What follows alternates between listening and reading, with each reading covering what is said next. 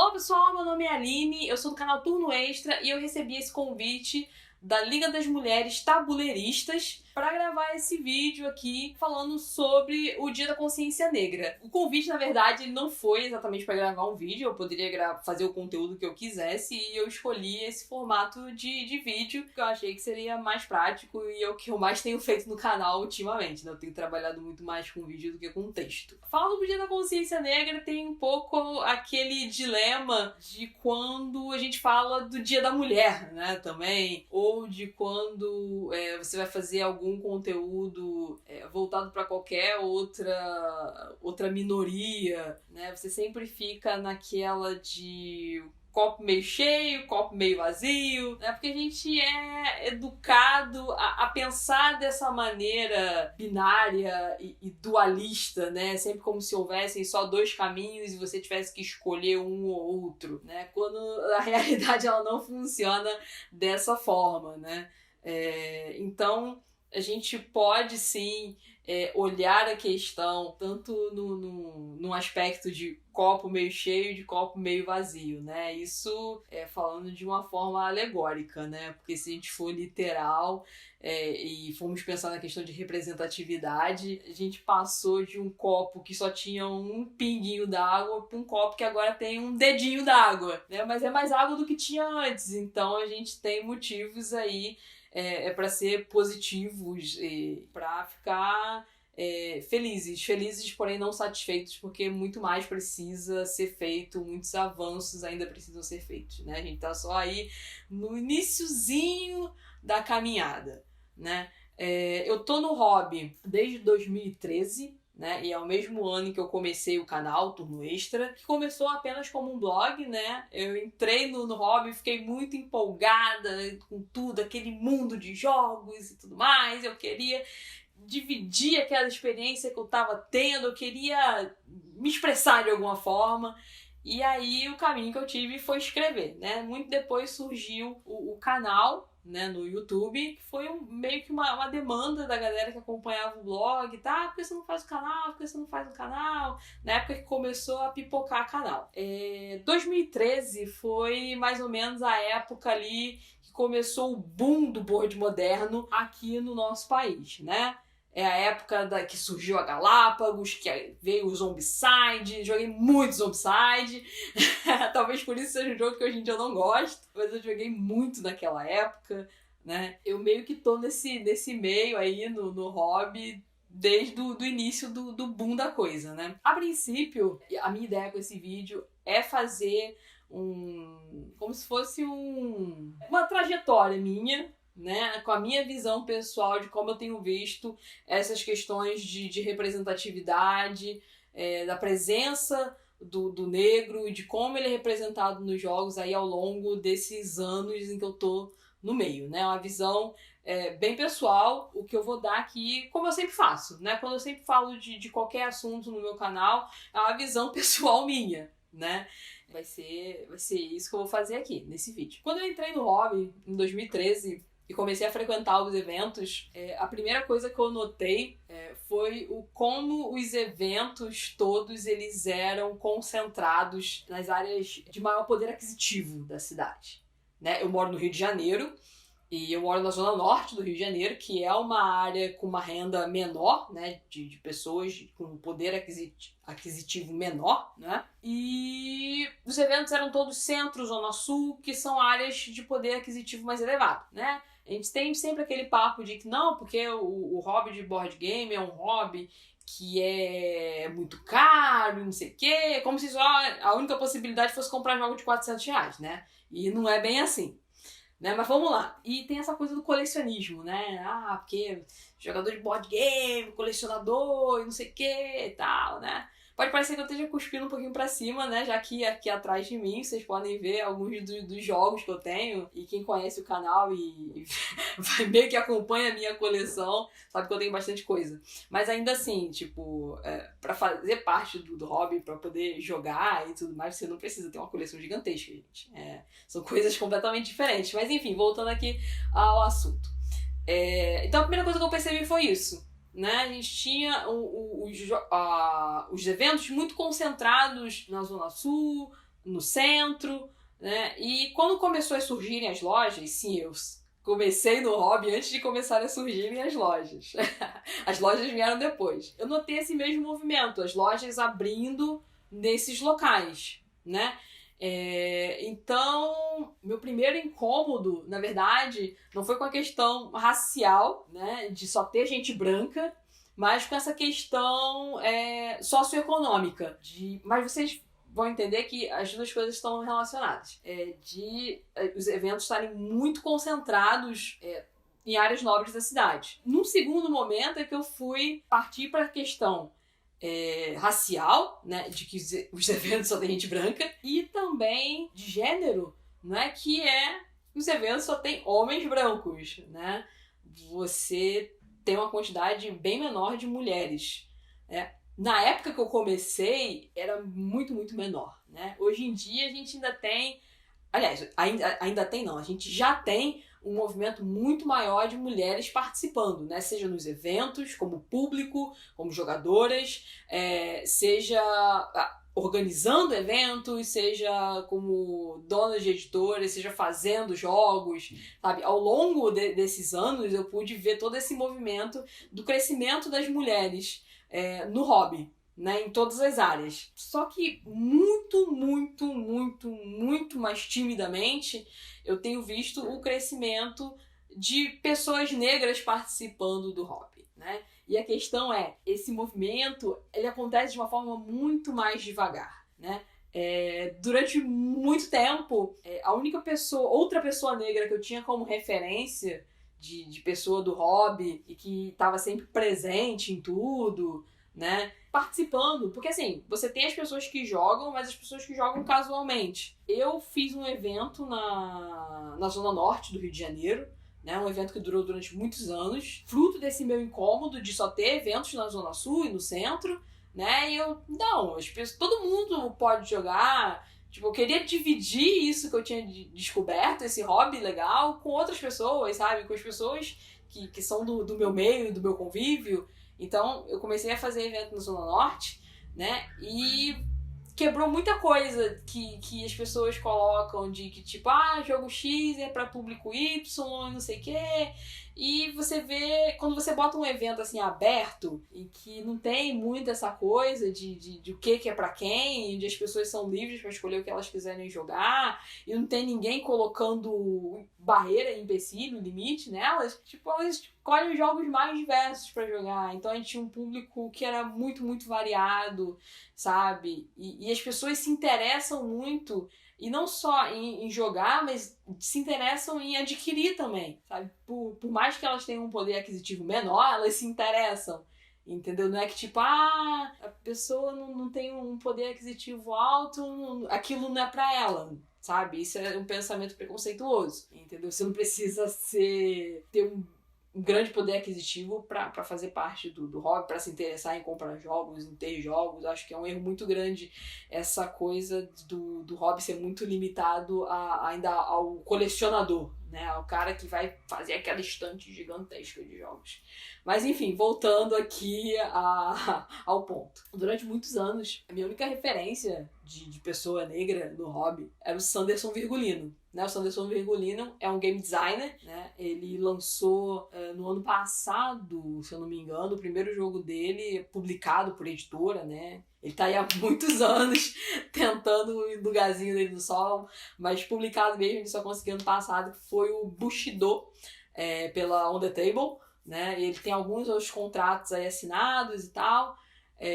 Eu espero aí que os jogos dele finalmente comecem a sair, porque ele é um cara sensacional, assim, tipo, um autor muito talentoso, um dos autores nacionais mais talentosos que eu conheço, e não é porque ele é meu amigo, e muito menos por ele ser um cara negro, é porque ele tem talento pra caralho mesmo, assim, nem sei se eu posso falar pra caralho, mas enfim. Enfim, ele era a minha única referência, a única pessoa que eu via nos eventos e tal, não tinha mais ninguém. Foi bastante tempo assim. E isso começou com um pequeno incômodo, só que a partir do momento que você olha e você enxerga a primeira vez e você percebe o quanto aquilo tá errado, a sua visão só vai se ampliando, sabe? Você olha e percebe que não tem pessoas negras, você olha e percebe que a maioria das pessoas são homens, sabe? E isso não combina com a realidade do que é a sociedade, sabe? Você olha na rua e você vê as pessoas muito mais diversas, então por que aquela determinada atividade só tem pessoas daquele determinado tipo, sabe? Então, cada vez mais começou a gerar esse incômodo, e fora a questão dos jogos em si, né? Você começa a observar quais são os temas dos jogos, quais são os personagens desses jogos, como é que eles são, sabe? E da mesma forma como não tem diversidade no público, né? A gente acaba não vendo diversidade também nos jogos, sabe? E acaba que o negro no jogo, principalmente nessa época, quando eu comecei, o negro era basicamente escravo, né? Era jogos em que você tinha uma temática histórica e o negro estava sempre ali como o escravo, né? E de uma forma muito como uma mercadoria. Porque, assim, o problema não é falar de escravidão, o problema não é trazer jogos com perspectiva histórica, não é tapando o sol com a peneira que a gente vai resolver nada. Tanto que eu sou contra o que aconteceu com Porto Rico, que fizeram aquele puxadinho ali de tentar, não é escravo, é colono, que não sei o quê. E aí botaram um loirão lá na capa, e a gente sabe que é tudo tapar sol com a peneira, né? Porque não é bem assim que a história foi. Eu sou super a favor de contar a história como a história é, só que eu acho que a perspectiva que você utiliza para contar uma história que é o grande lance, sabe? Então a gente tem a história sendo contada por uma galera que é europeia e que tá no papel de colonizador, sabe? A mentalidade é de colonizador.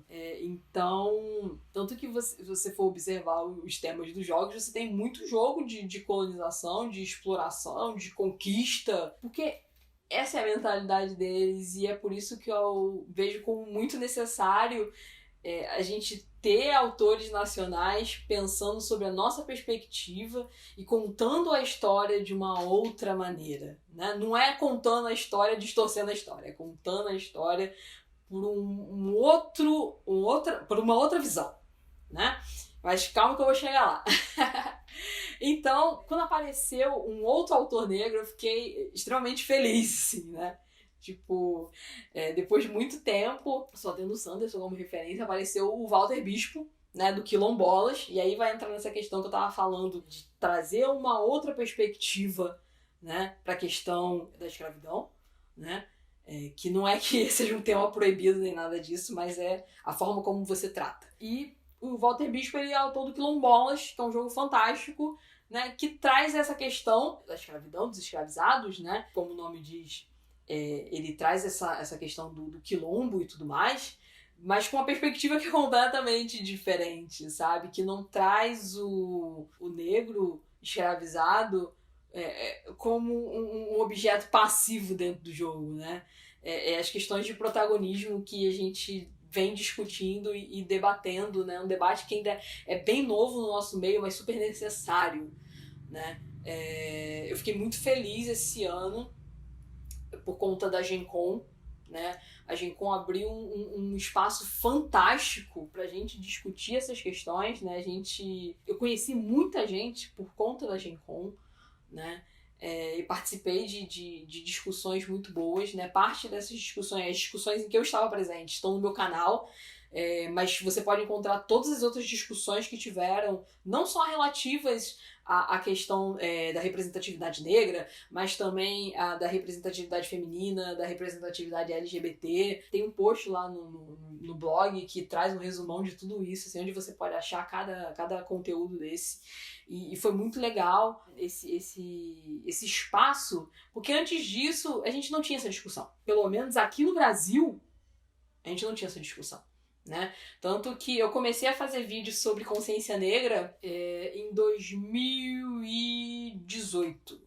Né? Só em 2018 que eu comecei a fazer vídeo. Até porque a gente tinha uma quantidade muito limitada de pessoas. Né? A representatividade ela vem se acelerando um pouco agora. Por isso que eu falo, a gente passou de um pingo no fundo do copo para um dedinho de água no copo, sabe? Então, assim, o meu primeiro vídeo sobre representatividade negra eu fiz com... acho que foi com o Sanderson, né?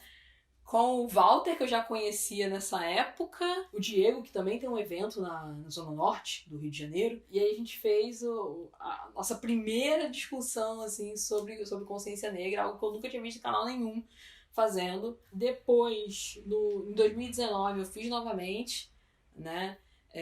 Mais uma vez eu reuni o Walter, o Sanderson, e aí teve a participação da Andressa, né, que é game designer também, ilustradora, né, foi um bate-papo super legal que a gente teve. Agora esse ano a gente tem novas pessoas para convidar e eu fico muitíssimo feliz com isso, né. A Gen Con, ela possibilitou a gente conhecer novas pessoas e ver novas pessoas entrando, sabe, trazendo mais diversidade, trazendo novas formas de pensar. A gente começou uma discussão super interessante sobre a questão do Afrogame. O que seria o Afrogame? O que seria um jogo pensado sobre a perspectiva do negro, né? Não só do negro, mas de toda a questão de ancestralidade, de toda a forma de pensamento originário da África, né? Que é diferente da forma de pensamento europeia, que é diferente da forma de pensamento geral do branco em si. Pensar em novas perspectivas, né, de criação de jogos, né, tendo o negro não apenas representado enquanto representado em figura, né, mas tendo realmente essa questão de protagonismo, né? Uma coisa bem legal que rolou ano passado, no Dia da Consciência Negra, também foi o desafio de criação de jogos do EDIGE, o EDIGE, que é o Encontro de Desenvolvedores Independentes, que rola aqui no Rio de Janeiro, né? E teve essa proposta desse desafio, né? Que era criações de jogos com protagonismo negro, não representação, né? Representação é você vai lá e coloca um personagem negro e diz, está representado. Protagonismo negro é você ir um passo muito além, que é tornar o negro ativo dentro do jogo, um personagem ativo e a história ser ativa, né? Não simplesmente ele estar ali, né? Então tinha essas duas questões, era o protagonismo negro e a presença de Mancala, que é aí uma das mecânicas mais antigas do mundo, e é uma mecânica africana, né? A Mancala é uma família de jogos, e a gente vê vários jogos utilizando a Mancala e às vezes nem se liga, né? De que isso tem origem na África, né? Então foi um desafio muito legal, assim, e eu acho que a gente precisa desse tipo de ação para fazer cada vez mais a gente ter o surgimento de jogos e de novos designers pensando em formas diferentes de fazer jogos, em formas que tragam não só representação, mas com protagonismo, sabe? Outras formas de contar a história. Porque fazer um jogo não é simplesmente juntar um monte de mecânicas, é contar uma história. Por mais abstrato que o jogo seja, ele vai estar sempre contando uma história, vai ter sempre toda uma lógica de pensamento por trás daquilo ali, estruturando aquilo ali, né? Então não existe essa coisa de isenção, não existe. Sempre vai ter, vai ser um reflexo de uma forma de pensar, de uma forma de visão de mundo, né? Então, como eu estava falando, a Gen Con me permitiu conhecer muita gente, né? Uma das pessoas que eu conheci na Gen Con e que está aí crescendo bastante e que me deixa muito feliz, né, é o Renan Gonçalves, né? É um autor fantástico que tem pensado muito nessa questão dos jogos com protagonismo negro, de jogos que tenham a questão da nossa cultura, né? A cultura brasileira, né? E a presença do negro na cultura brasileira é algo muito forte, né? Que não pode ser negado. Então, é bem bacana. Ele tá com grafito, né? Aí pra sair, né? Com um anúncio de lançamento aí já feito, né? Que é um jogo muito bacana, um jogo que tem a questão do hip hop, né? Que é uma cultura, né, negra. Ele tem diversos outros jogos, todos pensados com essa perspectiva. Ele tem um estúdio de criação, que é a New Player Studios, né? Onde a visão é essa, né? De criar jogos com essa perspectiva, né? O próprio Walter Bispo, né, do Quilombolas, que eu citei anteriormente, ele tá com um novo jogo em fase de teste, que é um jogo chamado Roda de Samba, que também é um tema que é muito da cultura popular brasileira e também muito ligado aos negros, né? Então, eu vejo com muitos bons olhos, assim, esse ano, apesar de todas as dificuldades, eu acho que houve um crescimento muito legal da participação de pessoas negras no nosso hobby, né? A gente tem também a Thalita Hen, não sei se eu tô falando sobre o nome dela certo, né? Eu sempre fico na dúvida de qual é o sobrenome dela. A Thalita, que é autora do Dogodash, ela mora na Alemanha, né? E tem sido assim, uma contribuição muito grande, não apenas para o meio negro, né? De pessoas, autores e jogadores e tudo mais, né?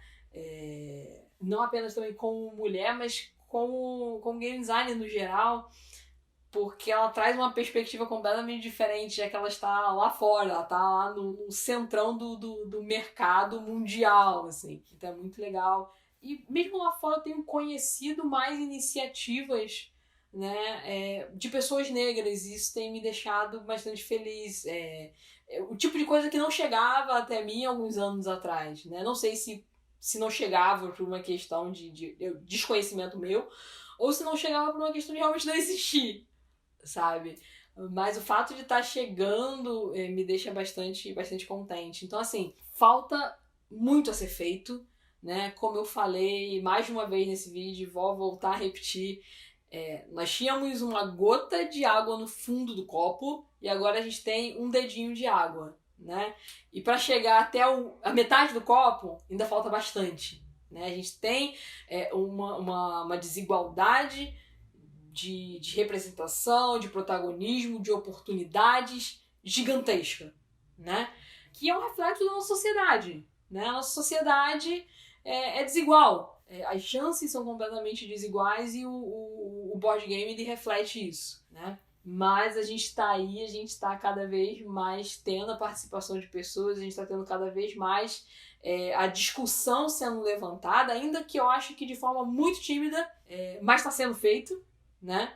É melhor do que antes, do que simplesmente a discussão não existia, né? Então, o que eu gostaria de colocar aqui, que eu já falei demais, né? Era pra ser um vídeo bem mais curto, mas enfim.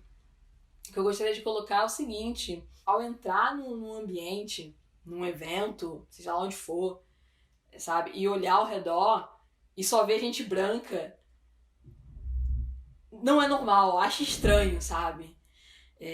Não encare como uma coisa normal.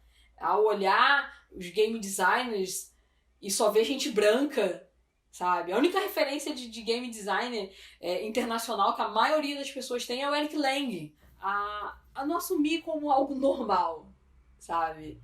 Essa falta de pluralidade, sabe? Não é normal. Assim como não é normal só ter homem e não ter mulher, né? As mulheres serem poucas, as mulheres não terem o acesso, as mulheres não terem o devido respeito, muitas das vezes. Também não é normal não terem negros, não terem pessoas LGBTs, sabe? Porque elas estão aí, elas fazem parte da sociedade, entendeu?